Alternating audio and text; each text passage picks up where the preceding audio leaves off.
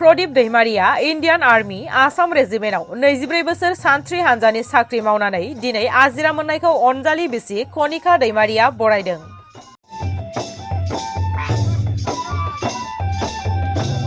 Pradeep Daimaria Indian army Assam रेजिमेन्टआव साख्रि मावनाया 24 बोसोर जाबाय आरो थांनाय 30 एप्रिल खालि बिथाङा गावनि साख्रिनिफ्राय आजिरा मोनो आरो दिनै न' सौफैयो।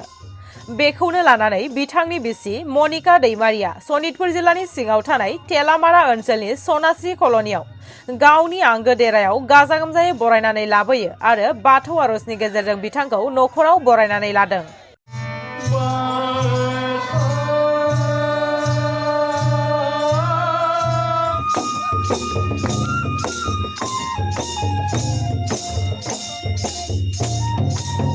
गोबाव सम इन्डियान आर्मी एबा आसाम रेजिमेन्ट सान्थ्रि हान्जायाव थाना हादरनि थाखाय खामानि मावनानै न'खराव मोजाङै मोजां सौफैफिननो हानायखौ लानानै न'खर आरो बाय बाहागिजों लोगोसे कल'निनि आरो ओनसोलनि सुबुंफोरा आर'नाइ फालि गानहोनानै बरायदों। बिथांखौ बरायनाय हाबाफारियावनो बाहागो लादों सनितपुर जिल्ला दुलाराय बाथौ गौथुमनि बारग' नेहाथारि आरो तेलामारा बियाबनि आसारि अन्जन हाखरारि आरो माइनाव आफादनि नेहाथारि, तेलामारा बियाब बाथौ गौथुमनि आफादगिरि, नेहाथारि, गोथारि आरो बोसोनगिरि बिथांमोनाबो मैखोमै बाहागो लायो।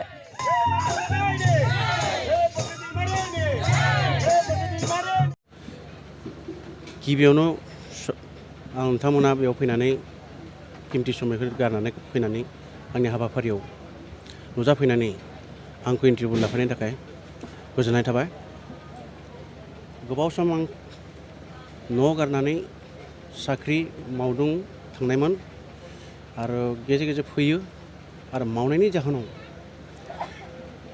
मोननै कारनाव मावनाय जायो साख्रिखौ। जेनेबा मोनसे जाबाय नम्बर 1 खामानिया जाबाय हादरनि रैखा खालामनाय आरो नैथिया जाबाय न'खरनि फिसा फिसाखौ फिसिनायनि जरिया मोनसे थायो। आं बेसेबां दिनसो साख्रि मावनानै फैनानै बहुद गोजोननाय मोन्दों। मानोना आं जेरै थांनायमोन बेबायदिहै नुजाफिनफैबाय आंनाव। साख्रिनि समाव गोबां दुखु दाहा बे 24 बोसोराव मोनबोदों। बेखौ आं गोबाङै बिजिरनानै बुंनो थाङा। साख्रिनि डिउटिनि टाइमाव गोबां दुखु दाहा सहायनो गोनां जायो आरो बेफोर दुखु दाहाखौ सहायनानै गासिबो मोजाङै मोजां आं न'खराव मोनफैफिनबाय दिनै बे गोथार सान आंनि। आंनि बुंनांगौआ बेसेनोसै। नोंथाङा साख्रियाव बेसेबांसो बोसोर खामानिखौ मावबो? आं साख्रिया 1999 एप्रिल 13 बेनिफ्राय आं भर्ति जाना थांदोंमोन। बेनिफ्राय दिनै आं 2023 दिनै 30 एप्रिलाव आंखौ सेन्टारनिफ्राय आउट जाबोयो आरो दिनै आं न'आव सफैयो। दिनै 3 मे जाफैबाय। 3 मेआव आं न'आव सफैयो आरो मोजाङै सफैबाय। डिपार्टमेन्टआ मामोन? आंनि डिपार्टमेन्टआ जाबाय Assam regiment, Indian army Assam regiment होनना बुङो। दिनै नोंथांमोना जोंनि न'खराव फैनानै आंनि हौवानि आजिरा लानायनि दिनाव फैनायनि थाखाय नोंथांमोननिसिम रोजा रोजा साबायखर थाबाय। लोगोसे दिनैनि आंनि हौवानि दिनै 24 बोसोर साख्रि मावना दिनै आजिरा लाना फैनायनि थाखाय आं न'खराव जि मोनसे हाबाफारि लादोंमोन बे हाबाफारियाव आं दाब दाब गामिनि मानसि हांख्रायनाय लेखा बिथांमोना जेरैबो फैना आंनि न'खराव बेबायदिनो मोजां मोजां हाबाफारिखौ मोजां सालायलांनो हाबाय।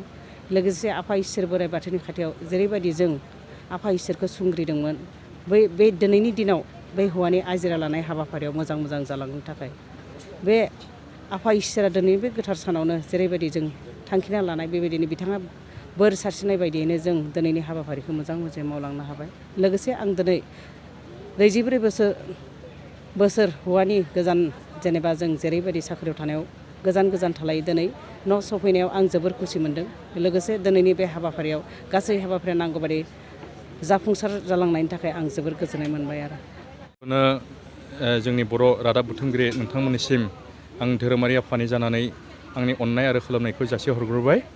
आं बे समाव आं बेखौनो बुंनो लुबैयो जोङो दिनै बिथां आंनिनो आदा सोमोन्दोनि प्रदीप दैमारि बिथाङा दिनै 1999 मायथाइयाव सेकेन्ड आसाम रेजिमेन्ट बे साख्रियावहा बिथाङा मुखुब जानानै दंमोन, बेस्थ' जानानै दंमोन आरो बे साख्रियाव बिथाङा दिनै 24 बोसोर मावनानै आजिरा लानानै फैबाय। दिनै आजिरा लानायावहा दिनै बिथांमोननि न'खरा जोंनि बाथौ धोरोमजों जोंनि जेबो सोमोन्दो गैयाब्लाबो बा बाथौ धोरोमनि जोंनि खान्थिनि गेजेरजों बे नेमखान्थिया गैयाब्लाबो बिथांमोननि न'खरा दिनै आजिरा लानाय बिथां आदाखौ मोनसे बरायनाय हाबाफारि लादोंमोन। बे बरायनाय हाबाफारियावहा जोंनि थेलामारा बिया बाथौ धोरोम गौथुमनि मानगोनां दैदेनगिरि बिथांमोनखौ लाफानानै दाब दाब गामिनिफ्राय आसारि दौरि दौसि आरो लोगोसे आर'ज हान्जा बिथांमोना गासैबो हांख्रायनाय लेखा बाहागो लाफैनानै दिनै बिथांखौ जोङो 1 किल'मिटारसो गोजाननिफ्राय गोसो गोथारै खाम सिफुं दामनानै जोङो बरायबाय आरो बरायनायजों लोगोसे दिनै बिथांनि आजिरा लानायजों लोब्बा लाखिनानै बिथांमोननि न'खरनि बोसोरारि फोरबो आरो न'खरनि गासै सुबुं फोलेरनि अराय सुखु गोजोननि थाखाय रुजु रुमु संसार मोनजालांनो हानायनि मिजिंजों जों आसा फारिनानै आफा इसोर बोराइ बाथौनि सेराव जोङो दिनै लैहोर लैहोर गासैबो ज' जानानै दिनै इसोरनि सेरावहा आर'ज लाबाय। बे आर'ज लानायनि थाखाय आङो जोबोर गोजोननाय मोन्दों। मानो होनब्लानो दिनै बे हाबाफारिया जोंनि बे हालामावहा आंनि नोजोराव बा आंनि मोन्थिनायावहा आङो बे हालामाव बेबायदि खुंफेरनाय नुनो मोनाखैमोन।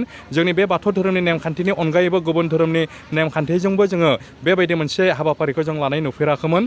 नाथाय दिनै आं बेखौनो गोग्गानायजों गोजोननायजों खुसियै आङो बुंनो लुबैयो जोंनि बे थेलामारा हालामावनो गिबि खेब जों बे बाथौ धोरोमनि नेमखान्थिजों जोंनि आसार खान्थियाव गैयाब्लाबो जोंनि जिखिनि जोंनि आर'जखौ लानानै जोंनि मोन्थिनायखौ लाफानानै जा खाम सिफुं लानाय जोंनि गाननाय जोमनाय जाखिनि जोंनि रिति निति आसार खान्थि मावनो गोनां हाबाफारि दङ बे हाबाफारिनि गेजेरजोंनो दिनै जों बिथांखौ गोसो गोथारै बरायबाय आरो आर'ज लाबाय। लोगोसे बिथांमोननि गोजोननि थाखाय जोङो इसोरनावहा बोर बिख'बाय आरो